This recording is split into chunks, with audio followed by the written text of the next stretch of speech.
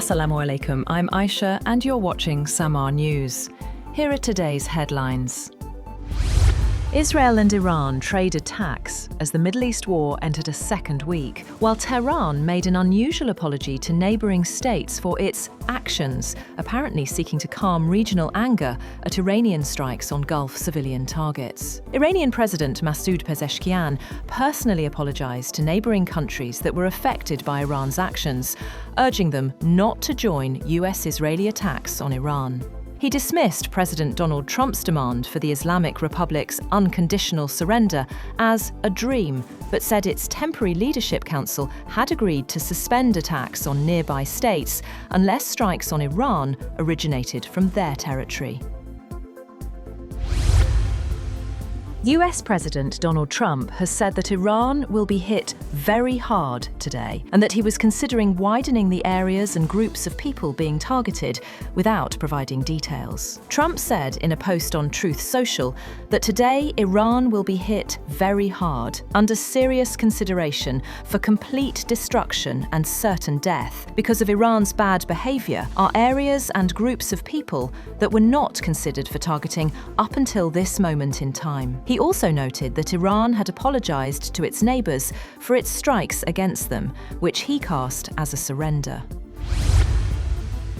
U.S. Treasury Secretary Scott Bessent has said the United States could remove sanctions from more Russian oil a day after Washington issued a 30-day waiver allowing the sale of Russian crude, currently stranded at sea, to continue to India. Bessent told Fox Business's Kudlow program that the U.S. may unsanction other Russian oil. He said there are hundreds of millions of sanctioned barrels of sanctioned crude on the water, and, in essence, by unsanctioning them, Treasury can create supply.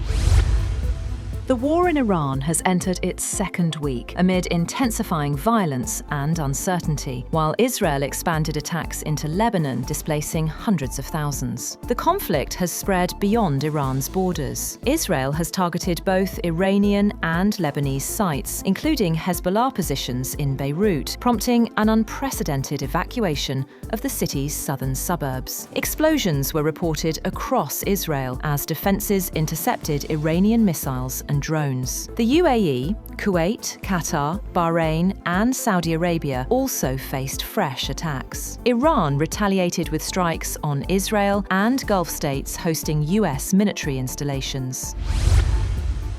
The United States Central Command has alleged that Iran carried out attacks on 12 different countries and deliberately targeted civilians. The CENTCOM commander said Iran used attack drones against residential areas in Bahrain and conducted 7 drone strikes on residential neighborhoods. According to the CENTCOM, Iran intentionally targeted civilian populations in the Middle East, adding that the attacks on civilians in the region are unacceptable and will receive a response.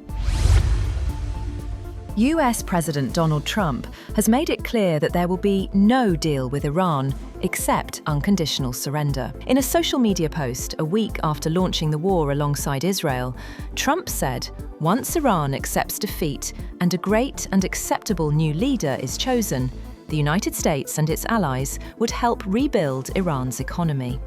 Trump also said he wanted to be personally involved in selecting Iran's next leader. The United States has urged Sri Lanka not to repatriate Iranian sailors rescued after a US submarine sank an Iranian warship this week. The frigate Iris Dina was torpedoed near the southern Sri Lankan port city of Galle, killing dozens of crew members. Sri Lanka has rescued 32 survivors and also detained 208 sailors from another Iranian naval vessel, Iris Bushehr.